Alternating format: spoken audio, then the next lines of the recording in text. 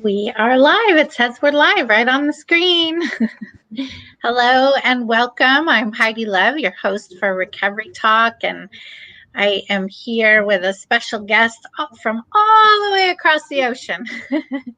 I am on the big island of Hawaii, and Timothy should be joining us shortly. I'll let Krishna introduce himself. Stay on today. If you're jumping on with us, we have a 3-week series coming up for you starting today on some very juicy topics I can't wait to dive into.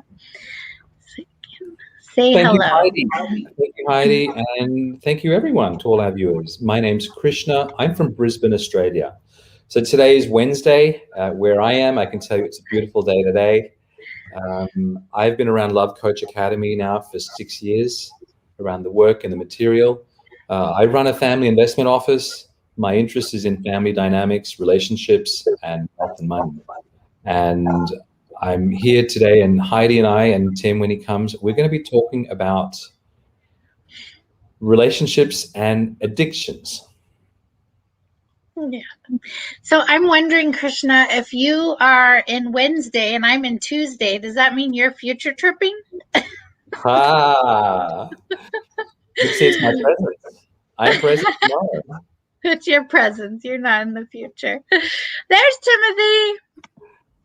There's Timothy. Hi, Timothy. Hello, aloha. Aloha. I was in the wrong room. Uh-oh. All on me, all on me. All on you.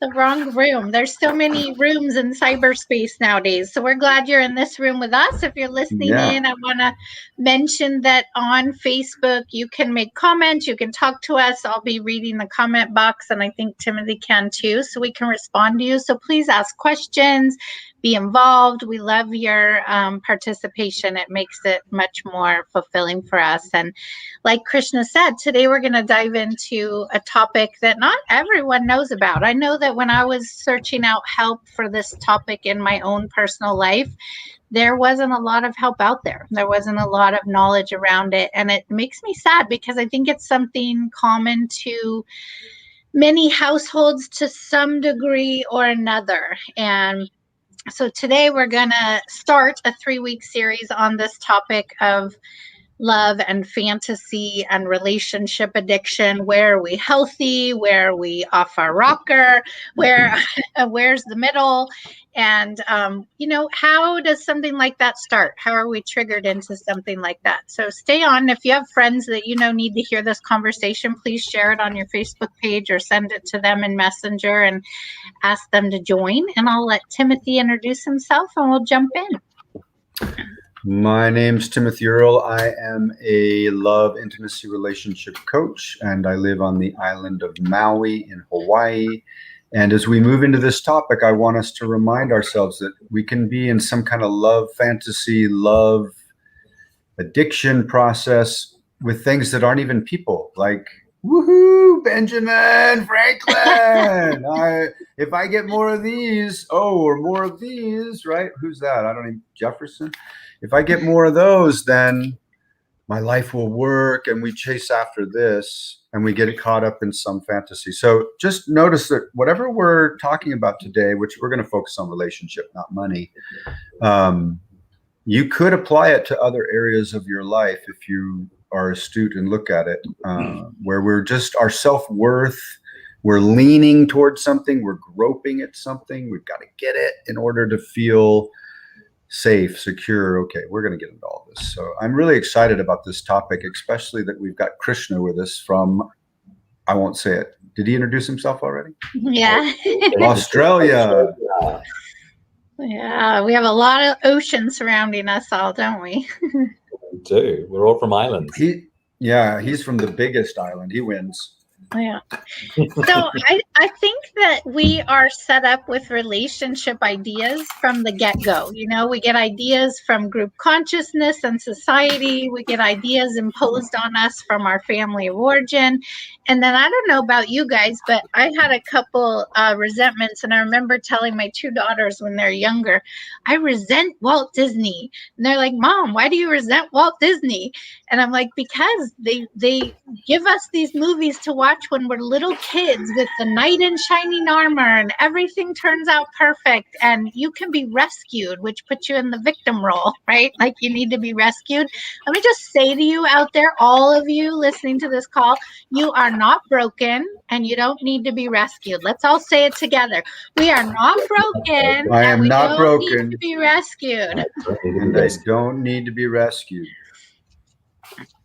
Or I'm whole, complete, and perfect. And if you want to play the rescue game with me, we could play it consciously, but not in the Disneyland fashion, right? Like I love here. it. Oh, sorry. I was going to say, we have Ken here and he says, oh my God, I'm from the island America. Welcome, Ken, from island America. I mean, it's nice to ask for help and have someone show up, right? And then I often move into this idea, this fantasy that means they love me. And the person who didn't come and show up, well, that means they're not a good friend. They don't love me. When they might have just had something else to do. They couldn't get away, whatever it is. So, I mean, our brains are projecting these stories and these conditions around love that, as Heidi's pointing out, often come from pre-memory to 9 years of age and are influenced by our parents, people we watch, our other kids that we play with. I mean, how many people played like on the playground house or whatever? I remember us doing that. And then all these fantasy movies. And I mean, is Cinderella a real story? I hope not. And yet some of us are dreaming that that's what we're going to get. And some people are lonely and isolated and hoping for Prince Charming to show up someday. They're dropping their glass slippers everywhere they go. And I'm not quite sure this is the path we want to be on. And so the saying I love is our voids create our values. So what sometimes happens in our childhood, in our families of origin, there are certain voids, certain things we perceive we're missing. And we believe when we grow up, well, if I have a relationship with a man like that, or if I have a relationship with a woman like that, well, then I will be happy. And of course, so many of these times, these are actually illusions. The family that had to work hard and didn't have a lot of money, a child sometimes grow up there saying, well, if I marry rich, if I marry someone who's got money, well, then I'll be happy. But of course, that brings a different set of challenges. And sometimes we want easy. And the prayer, if I can call it that, for some people is make me grow. Don't make it easier. Some people want the I want ease. Other people are no, I want to grow. And so often we go to a relationship saying, I want it easier for myself. And this relationship will do that. And I think that's a great question to ask around that, Krishna, or just that popped up for me when you were talking is, where in your life do you not want to deal with it? And you would look to another person, particularly a significant other, to do it for you or to fill in that void. And we're going to go deep into that conversation of like, what's the void we're trying to fill? But I want to pop out that question before I forgot. And we have a comment I want to answer before it goes away. So that says, hi, Timothy and the cool dude. So you're the cool dude, Krishna. I love it. And then the question was, what about Jesus as Savior? And I said, we don't want to be rescued. So I want to, I could go off on a spiritual topic and I could do that for weeks and weeks and weeks, but I'm going to briefly say that if we are looking to something other than ourselves, it should definitely be a higher power of some sort. And it doesn't need to be another human. So if that is Jesus, your Savior, or God the Father, or any other form of higher power that you may have, or nature. I mean, I know every morning when I watch a sunrise and when I watch a sunset, there is something way bigger than me and my brain out operating in the universe. And yes, that can save us. And that is what we should look to save us, not another human. If we move inward towards self-love, then we really are, I believe, moving towards a surrendered state into God consciousness. Oh, it's echoing. Into God consciousness, or into, call it Jesus, call it love, call it whatever you will. That's a completely different paradigm than what most of us have been conditioned into or taught, which is I will be complete and fulfilled when I find this thing outside of myself that completes me. And then we're on the hamster wheel and we're running and running and running, and divorce after this or that, or we have the partner that we wanted, but now it's still not satisfying, as opposed to, wait a minute, within me and within my connection to love, source, higher power, that's where love really is felt. Now my cup is full. Now I'm overflowing with abundance.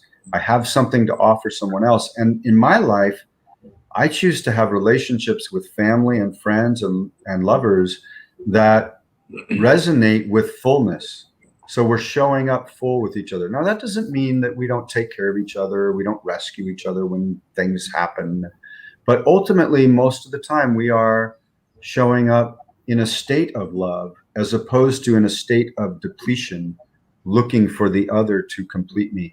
And when you look at most love songs or media or representations of love, it's two things that without each other aren't whole. And I think I don't particularly choose that model. I choose two things that are whole, or three things that are whole, or five things that are whole, a family system, and everybody's coming together whole.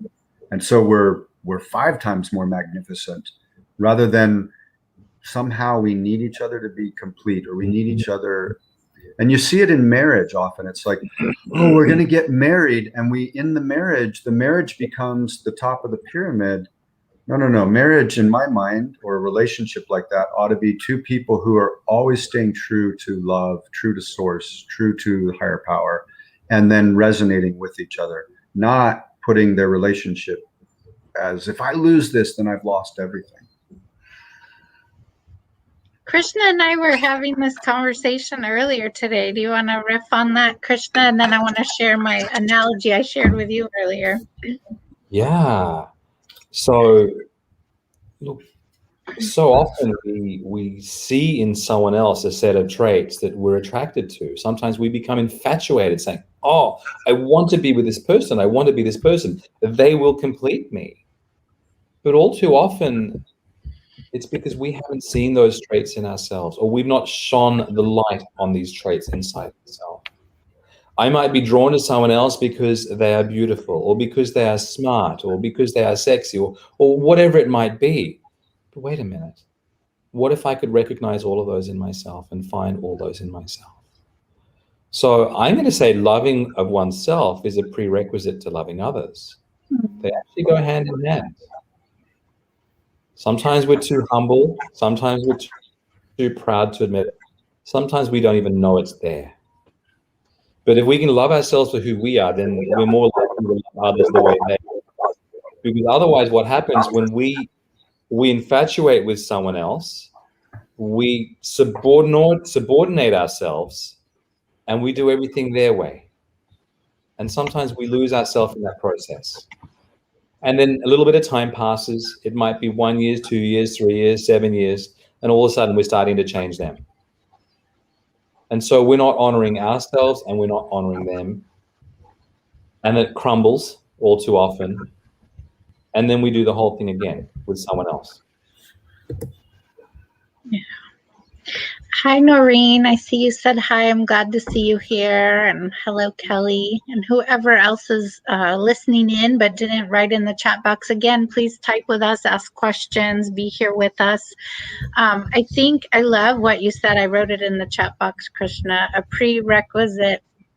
Loving ourselves is a prerequisite to loving others. When I work with couples, there's an analogy that I always use, and that is kind of going along with this topic of we can't look to someone else to replace something we don't want to do, or we don't think we have, or we're needing something from them, and without it, we're not whole, that concept. And so I tell couples it's like a three-legged stool. Each person is their own leg, and that leg has to be strong and whole and solid. And then the third leg is the coupleship, because to me, the coupleship is a separate thing from each individual, and both whole people. Can you imagine? Here's the third leg, and it's the coupleship. And if both of these people are wobbly and they're not whole, and they can't create that third leg, right? It's not fully. Everything is unstable or destabilized. And so it's pertinent, I think, when you're doing relationship work to also be doing personal work. We need to, this is our relationship. This is our primary relationship till death do us part, you know, ourselves, our body, this person right here. And then we can relate with another person. What if, just building on what Heidi said, what if the purpose of a relationship was actually to awaken us to acknowledge our own wholeness within ourselves? So we see reflections of ourselves in other people. And as we start being in relationship with them, we then awaken those parts of ourselves that were previously not recognized or not fully alive. And the purpose is for both of us to be in wholeness. Yeah, someone just posted. Sorry, go on. Someone just posted something similar, like, where is the proof that we are lovable if not being loved by another? And I think if you tie that comment with what Krishna just said, a lot of us get into relationship to feel the experience of someone loves me, ideally unconditionally. I know that's what I wanted as a child, and I believe got to some degree, and in other ways, you know, I could nitpick and feel like I didn't get. And so then that turned into seeking friends and wanting approval from friends, wanting attention from people, wanting to be the best at something, wanting, longing.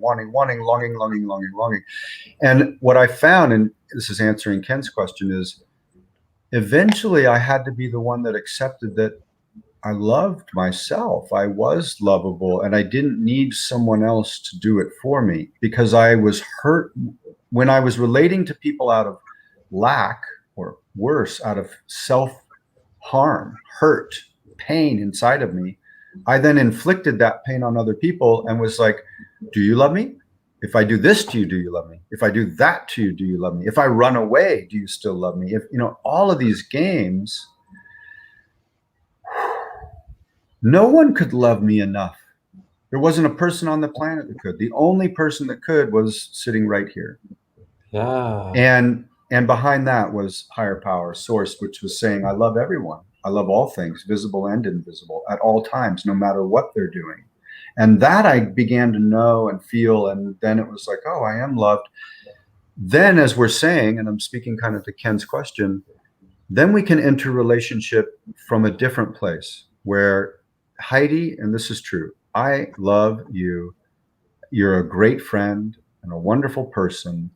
And I appreciate all the value that you bring into my life. And it's so nice to bring whatever I have to offer to our relationship, working and friendship. I appreciate the support that you give me off camera, the support that I'm able to give you.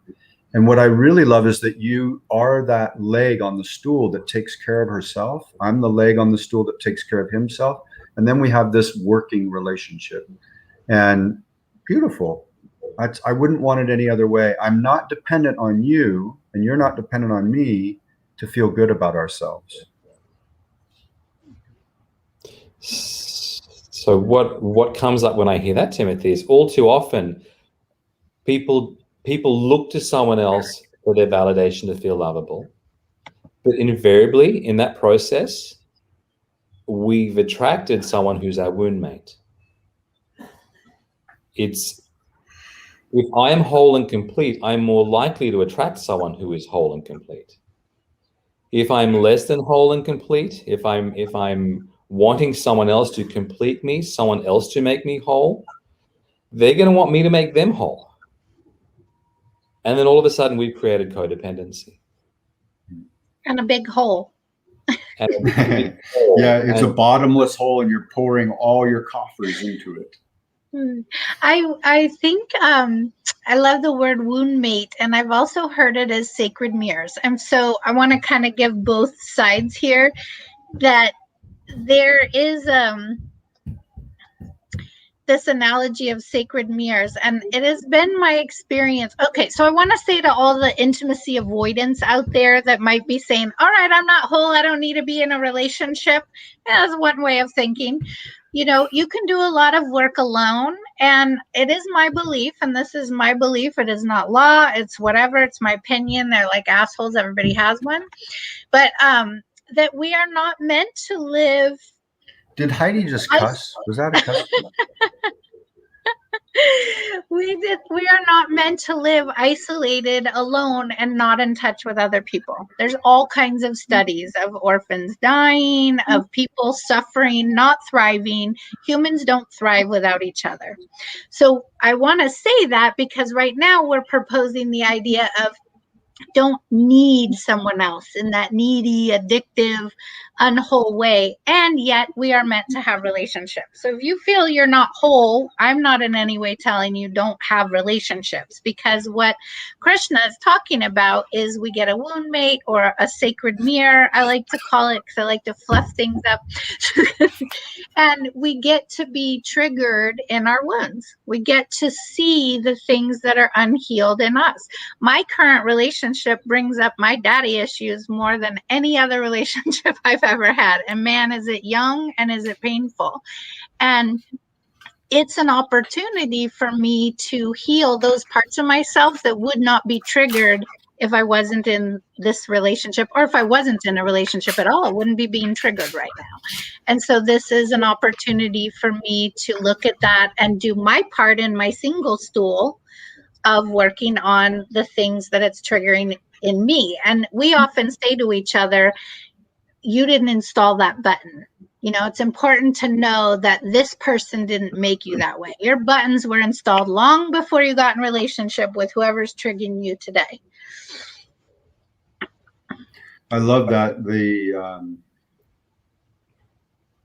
Many of us, in order to get to a place where we begin to truly love ourselves, and I'm not, again, that's on a scale, right? So full acceptance of oneself and the world exactly as it is a tall order, but moving in that direction. As we begin to relate with people, I think a lot of us, not all of us, some people already love themselves. Their family of origin story was pretty good. They're pretty securely attached. You know, supposedly it's half the population. But that means the other half have had experiences and things that have caused their attachment style to be different. And as they relate with others, sacred mirrors, they do, I believe, have an opportunity through pain and suffering to grow internally, begin to love themselves, and begin to question, okay, why do all my relationships look like this? And I'm not satisfied with it. Oh, the only common denominator is me. So that's the only thing I can really work on. As I work on it and love myself, I attract, as Krishna said, a different type of person. May still be a sacred mirror, but it's at a new level, and I'm not making the same mistakes. I'm making new mistakes. And eventually, hopefully, we get to a place where, we're attracting someone who's really wonderful for us. In my case, that would be my current partner. And yet I notice my avoidant tendency of, well, she's not perfect. Look at that, or this or that, right? As opposed to, wow, I'm with somebody who's really, really good for me. And it doesn't feel comfortable all the time. I miss that quote unquote passion, or that kind of Daniel Steele novel where we're fighting all the time and then we're making up and we're hurting each other and then we're making up. And this is actually healthy. This is actually not codependent. It's actually interdependent. We're choosing to be with each other. We have good communication. We have a lot of support around us, whether it's therapeutic or our community. This is new for Timothy. This is Timothy loving himself, and her name's Tomoko, loving herself, and here we go together. It's not always easy to accept that which is good for us. Sometimes our wounding and our inadequacies kind of want to, as Krishna said earlier, go find somebody who can show us all the buttons that were there before we met them.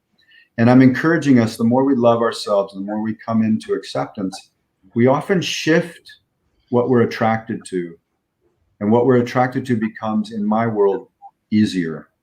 And when I'm working with couples, that are sacred mirrors, my goal isn't to help them apart. My goal is to help them notice their buttons, like Heidi was talking about, learn to communicate about them, learn to love each other, love themselves. And I think those can be amazing, long-lasting relationships that evolve together right up into self-love and self-resonance.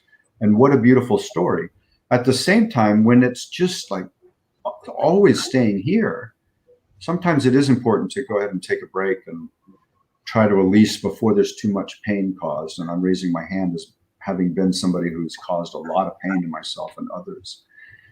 This is such a great discussion. I'll pause there. So we talked about wound mates and sacred mirrors.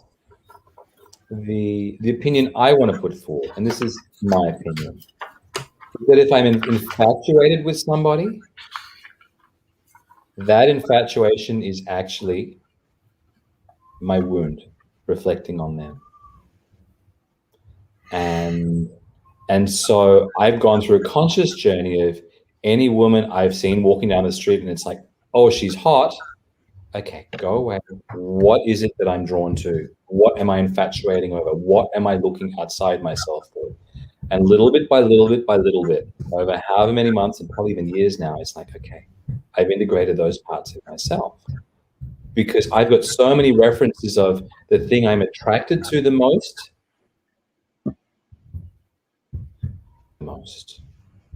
I'll say that again. The thing I'm attracted to the most ends up being the thing that triggers me the most, because the coin always has two sides. And sometimes what I see in the other person is them expressing the same wound I have in a different way. Can you give an example of like a coin with two sides in one of your relationship interactions? Okay, so let's talk about a wound called worthiness. It's somewhat common. Nah. Somewhat common. I'll raise my hand. So what's a way a man deals with worthiness? He either becomes a champion ball player, or he goes and makes lots of money, or he gets really buffed and really, really strong and works out in the gym a lot. I'm going to pick the example of becoming an achiever and becoming a provider and making lots of money. And what's the way a woman deals with her worthiness? Often, she will focus on her body. And sometimes it might be the way she dresses. She becomes very fashionable, her hair, her makeup, the way she carries herself. And she may get a lot of power out of her looks. And so the man who's the achiever is often drawn to the woman who is very, very beautiful. And he's attracted to her.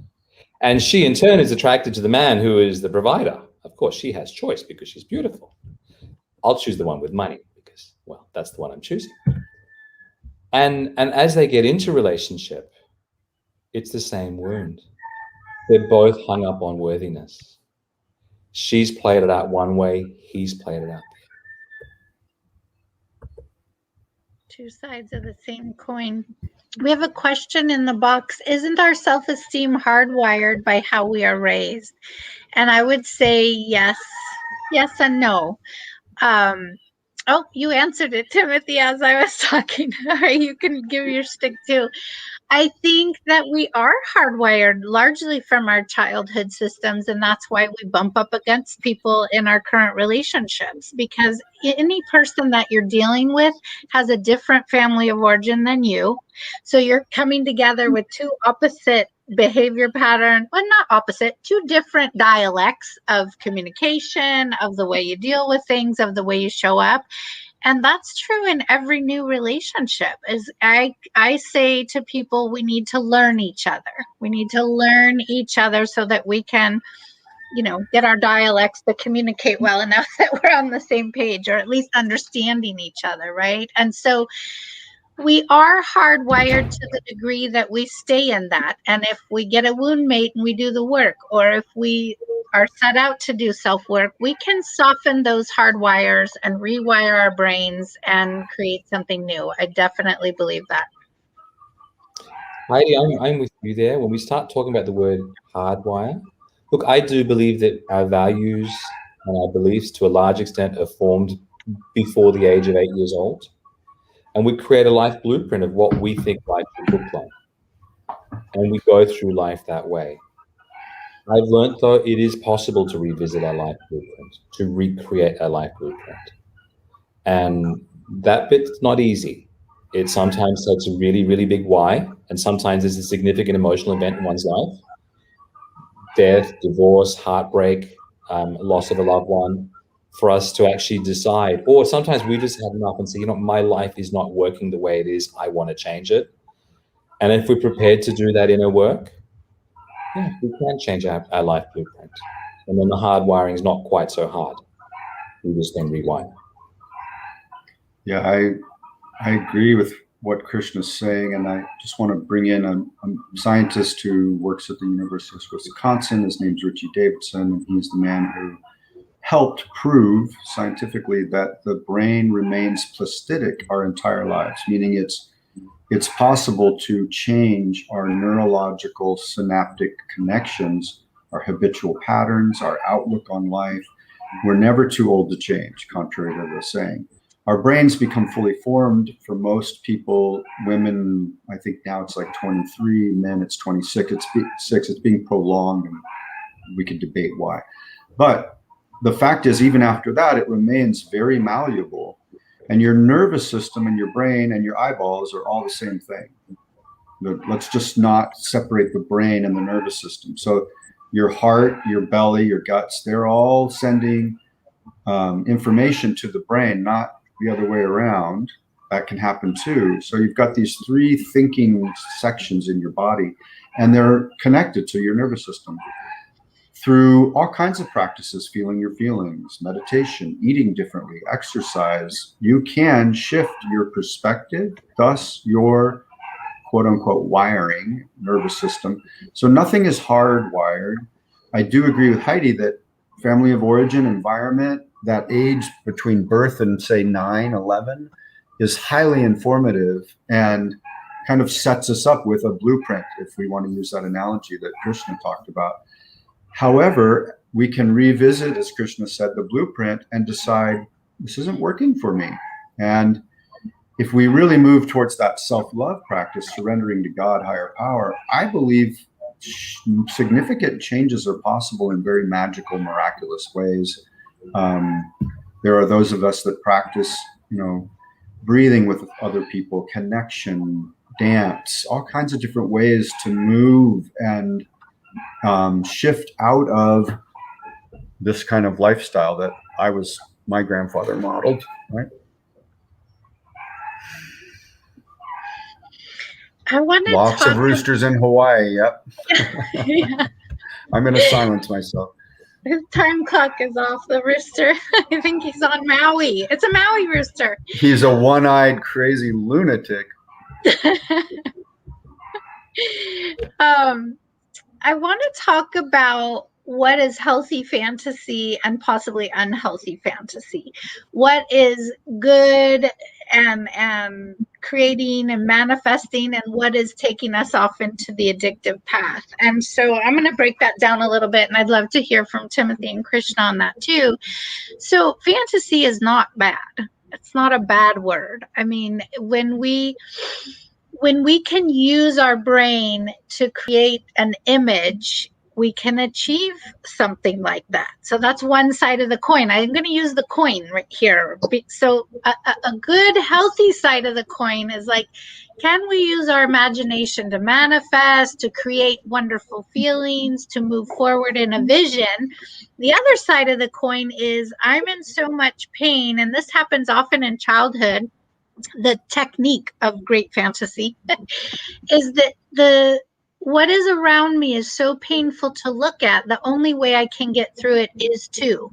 And then you can add alcohol, you can add food, you can add cigarettes. Today we're talking about relationship addiction. So you get yourself into a fantasy of someone like the guys were saying, when I have more money, when I meet the perfect partner, when my soulmate arrives, then I can be happy. And you have this whole fantasy going.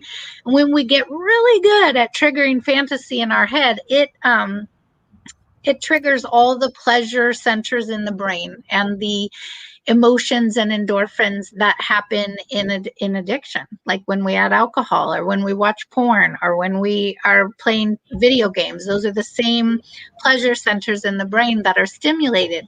The problem with this isn't having pleasure or thinking about something you may want in the future. The problem is when we get hooked on it and we don't feel okay without it, and we're not living in reality, and we might be imposing that on a person. Like, how many of you, and I've had this happen in relationship more than once, I hate to say, where I meet the person, I put my fantasy on them, they show up in that way in the beginning, and I'm like, oh my God, it finally arrived, and I'm so happy and excited and I'm all in. And then I spend 2 years grieving the fact that I never got that, not even for a minute, and I have to grieve my fantasy. Not that anybody ever even promised me all that. I just have to grieve this reality that I wanted to create and I didn't get to create it. And then sometimes I've been able to come back and accept who the person truly is, work on things, and sometimes I've left the relationship, right? Has anybody gone through that? Yes. And I'll give an example that happened last night. I'm having dinner with a friend who's single, and she's really wanting partnership, and she's got a list, and she's got a fantasy and an idea. She's longing for this. Part of her feels that this would complete something. And I mentioned this great friend of mine who's a guy, and immediately I can see it. She goes to, oh, he could be the one. I mean, she doesn't even know. I'm just talking about him as a great guy, somebody I know that maybe she might meet someday. And she moves to, he's maybe the one. And I just pointed out to her, what if you just let go of that? What if you were to just let go of that kind of longing that's kind of driving you nuts, and just allow people to be who they are, rather than, as Heidi said, projecting onto them, they are this thing. And I believe as we lean back into love and into love of self and to God, we don't really need anybody else to complete us. We don't need this thing. But Ken points out a good point. And I want to make this distinction because there's a lot of people who are into manifestation. I'm into manifestation, and manifestation starts with visualizing and feeling something as if it already exists. And lo and behold, often it just can come into your life and manifest in meaningful, beautiful ways without much exertion. Because I believe, again, the field of love and God wants everything that's healthy for us to occur. That said, that's a different type of manifestation, is the word I'm going to use. It's not really fantasy. We are in a place of completeness and love, and we are using our longings and our heart's desires to imagine ourselves in partnership, the ideal partnership, a partnership that is perfect for us. Beautiful. Whereas fantasy is what Heidi was talking about, where I meet somebody, could be a business partner, and I'm like, oh, this is the perfect person. We're going to grow this together, and we're going to do that. We're going to have a restaurant. And the person is not even interested in restaurants. They're interested in, they don't even like business. They've already made all their money. They just want to do pro bono work and charity work for saving amphibians. And I'm projecting all this stuff onto them. You can see it's my fantasy is getting in the way of me being with who is, what's happening, what's occurring, right?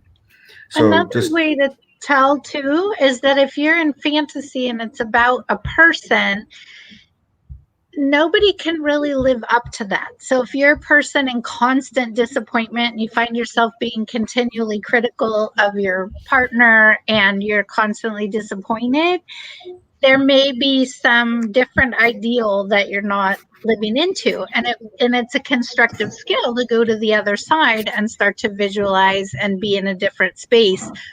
Fantasy is the fantasy addiction that we're talking about. And, we have to use words. So words aren't always perfect, right? We're trying to describe something with words. Is this place of lack. When you think about what you really want and you're not having it, it causes pain. usually addiction causes a negative return, not a positive return, or it's an imbalance. You might get some little bit of positive hit, but it's a diminishing return, where visioning is a positive, life enhancing exercise. Heidi, I agree with you. I think it's really important to compare between what's an unhealthy fantasy and a healthy fantasy. And I go back to a quote I've heard so many times. I think it was actually from the Buddha, and that was, seeking that which is unattainable is the source of all misery, or words to that effect. So if I have a fantasy of asking myself to act outside of my own values, that's a fantasy. You know what? I wish I could get up at 4 o'clock every morning and play football. Guess what? That's not how I'm wired. Why am I beating up on myself for not doing it? I don't even enjoy football. I have kids to get out of bed and get ready for school in the morning. Like, it's just not going to happen. Why beat myself up over it? That sort of fantasy, I don't believe is healthy. So that's when we're expecting ourselves to live outside of our own values, when we're expecting someone else to live outside of their values. I wish my spouse would be like that. Well, actually, she's not. She has a set of values. She's the way she is. And me expecting her to be anything other than that is an unrealistic fantasy on my part, an unhealthy fantasy on my part. Asking God to act in my values is probably not clever either. That's an unhealthy fantasy. I knew a woman once who was devastated because she wanted to have a baby girl. And she's like, but I've been a good wife, and I've been a good mother to our other child, and I've been done this and I've done this. And she was carrying a boy. And she was devastated because she had made this pact with God that if she was a good person, she would get to conceive and carry a girl. Fantasy. That sort of fantasy. A really good example. Healthy. And what's another one? Expecting inanimate objects. You know what? If I'm nice to my car, it'll get me home and won't break down. That works for me. And maybe it does. But is it a healthy fantasy? I like my fantasy that I have parking angels, and if I pray to them before I need to park, I have parking right in front of the place that I want to go. And I'm well aware that this may very well be a fantasy, but it's one that I like. It's a game, works for me. Yeah. Okay. So Heidi, are you good at manifesting parking spots? Am I? Yes. You are. Okay, well, I am also. So this is interesting. 3 out of 3 of us are great at manifesting car parks. So I believe luck is where opportunity and preparation meet. Yeah. Bring it to reality. Thank you. Yeah. So we're still in fair exchange with the universe. So what's an example of something we want to manifest? You know what? I want to manifest a beautiful home to live in. I want it on the river. I want a certain design. I want a certain number of bedrooms. I want a beautiful view. Okay, great. That's the fantasy. So am I looking for it? Yes. Am I looking in all the right areas? Yes. Do I know exactly what I want? Yes. Do I have the cash ready to buy it? Yes. So when it turns up, that's when opportunity and preparation meet. That's fair exchange. That's a very healthy fantasy. What's unhealthy is when someone doesn't even have a job and they're like, look, you know what? I just want to manifest some money. Money come to me. I'm not saying it won't ever happen. I'm saying we're looking outside ourselves and we're not showing up in a way that's fair exchange with the universe. You're using that famous analogy of I'm stuck on the island and I'm praying to God, please come and rescue me, God. Please come and rescue me. A ship goes by. I don't light my fire. I haven't even built a bonfire. But I've got all the tools. I've got a lighter. I've got paper. I've got everything I need to build a big bonfire to show the boat that I'm on that island. But I'm just praying to God. God's going to come. God's, and finally, Jesus, whoever, Mary, a saint, an angel comes down from heaven and says, Timothy, I've sent 3 boats. Light the damn bonfire. You've got the lighter and the newspaper and everything else. I mean, how else am I going to rescue you? Yeah. Yeah.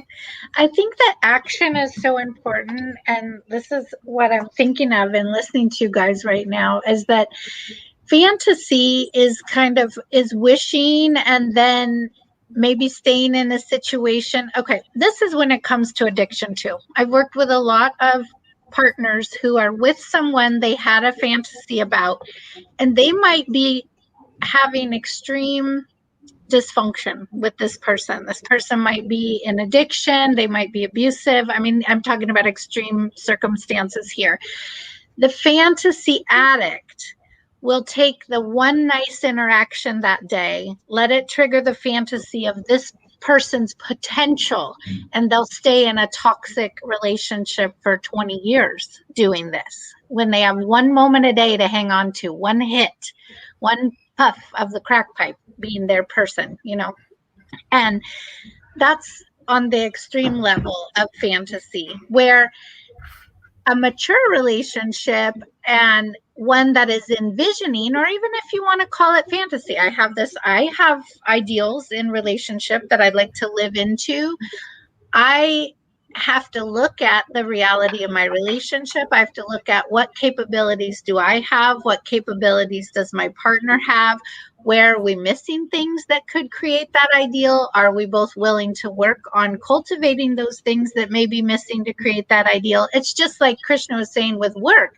If we want to manifest something and we're not willing to do the work to do it, or light the fire, so to speak, that's the same in relationship. So I don't believe we're going to meet any perfect soulmate and that there's no communication needed and no work to be done, or no, practicing with each other, living life needing to be done. So your ideal relationship isn't bad. Your fantasy that keeps you stuck in toxicity is hurting you. And are you doing the actions to back up your vision? Yeah. So let's talk about these unhealthy fantasies, because I believe unhealthy fantasies have a purpose of bringing us back to wholeness. So what's an example of an unhealthy fantasy? We have a woman who's got a, sorry, go. Give us your example. Well, okay. I thought you were asking for one. Sorry. I am. I'm like, I have one. I was in one of those relationships I just described. I was married and I had the fantasy of till death do we part. This person had amazing attributes, but they relapsed. So the person I was living with was not the person that I kept hanging on to. So the fantasy was that he would sober up and that we would have the marriage I set out to have and that we would live happily ever after. So if he changed, you'd be happy? Huh? If he changed, you'd be happy? Yeah. Okay. And I was miserable. So you were actually prepared to stay on the misery go-around, holding on to the fantasy that he would change? Yes. Wow. That's why I do this work, people. I've lived in the depths of hell of all these things I talked about. Okay. What changed for you to actually make the shift of say, you know what, I'm going to exit this fantasy. I'm going to exit this relationship. I'm going to exit this fantasy. What changed was self-acceptance of that it was okay for me to want a sober environment. It was okay for me to want someone that could show up and be available. And for whatever reason, he was incapable or unwilling of doing that, and that he wasn't bad for where he was at either, but it wasn't a match for me, and giving myself permission to take care of myself in that without making him wrong. Okay. But I'm going to repeat that. I'm just wondering, was it your fantasy then that you were with a partner who was sober, present, yeah, absolutely, yeah, available, and you could be relating with that person in a healthy way? Yes. So the fantasy per se is not bad. It's imposing the fantasy on someone who couldn't deliver it. Exactly.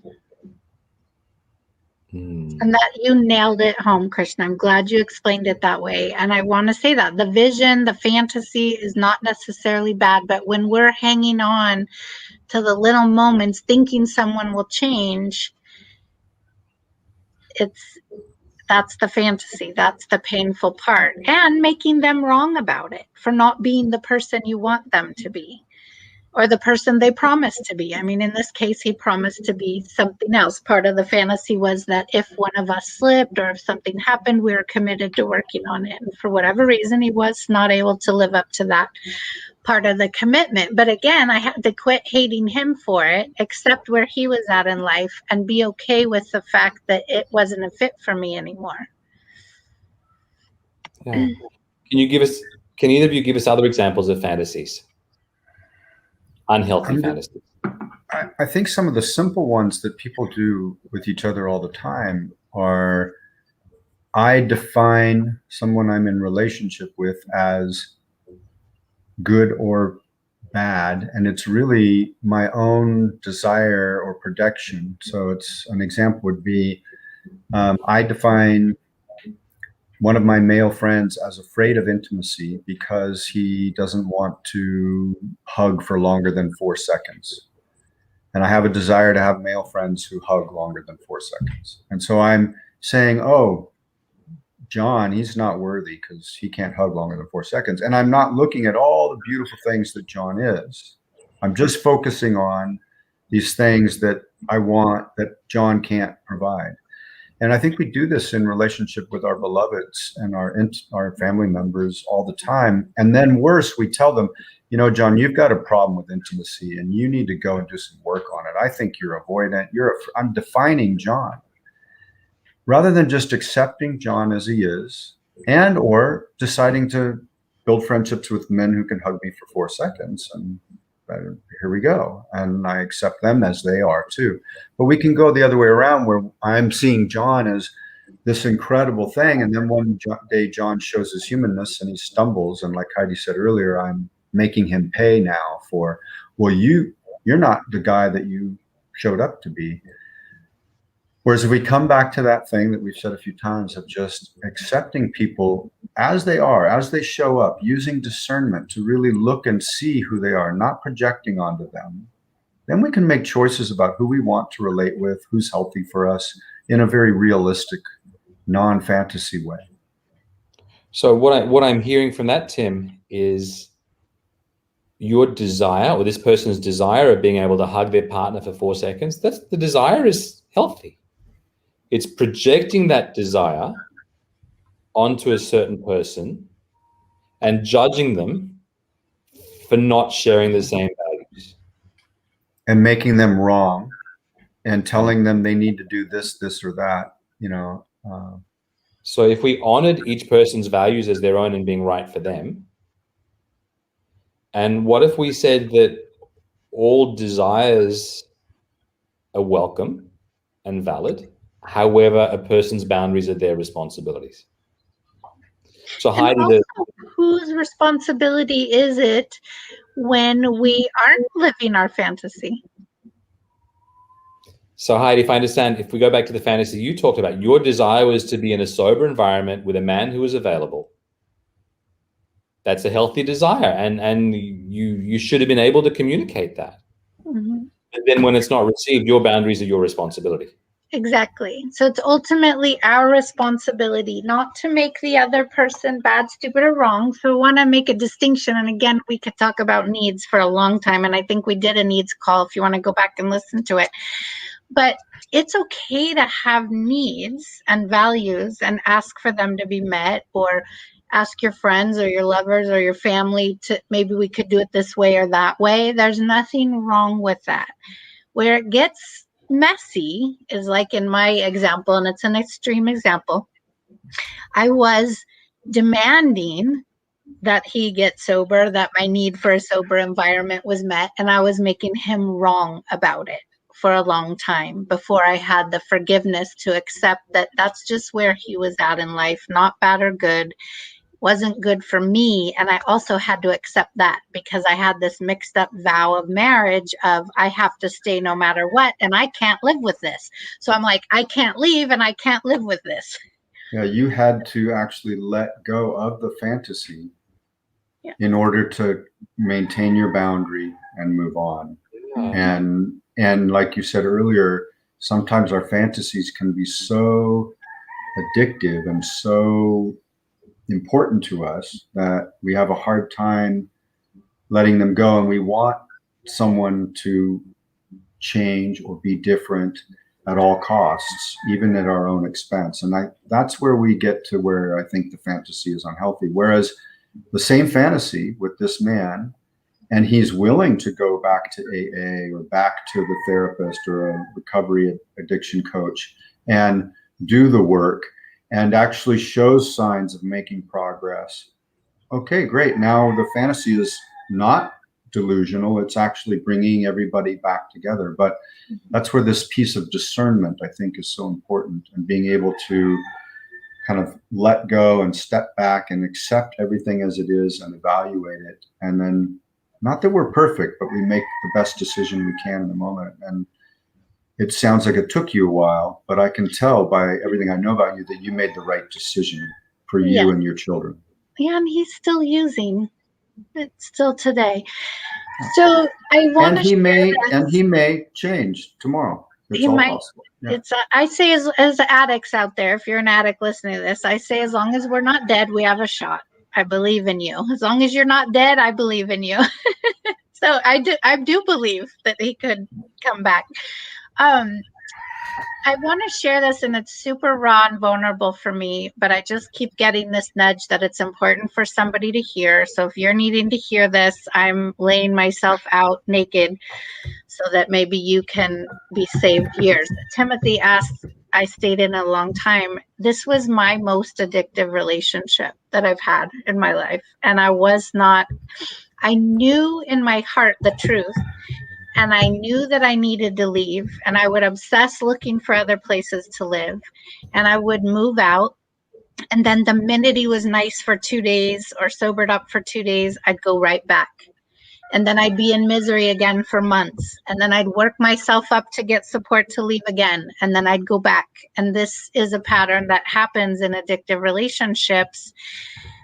You don't make a firm decision and take care of yourself. You make a firm decision because you have this inner knowing, and then you have this addict on your shoulder being like, but now it's different. Look what he said today. Look at the text he sent. He didn't drink when we went to dinner last night. He loves my kids so much. I mean, there's all this rationalization going on, and it's a very powerless place to be in. So I just want to give compassion to anybody that's going through that. It feels like you can't do anything about it. And it took a lot of help for me. It took a lot of support. It took a lot of accountability. It took a lot of bookending. It took a lot of tears when I wanted to have that compulsion to go back. I had to call my girlfriends instead and be like, can I come over tonight with my kids? Because I'm going to go over to his house. And I would go over to a friend's house. I mean, I was willing to go to any lengths not to go back, and it was not easy.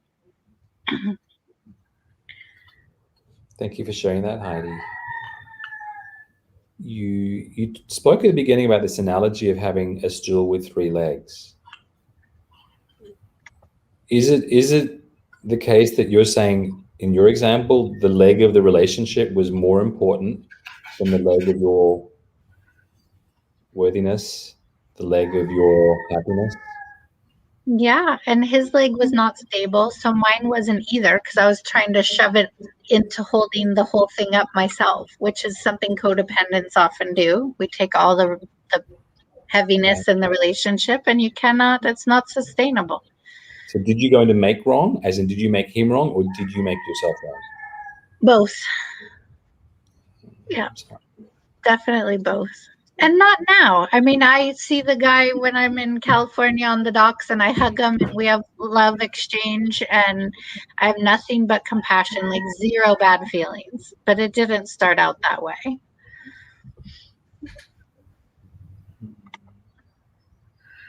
We are nearing the end of our hour, and I want to remind everybody that this is one part of 3 parts about love addiction, fantasy.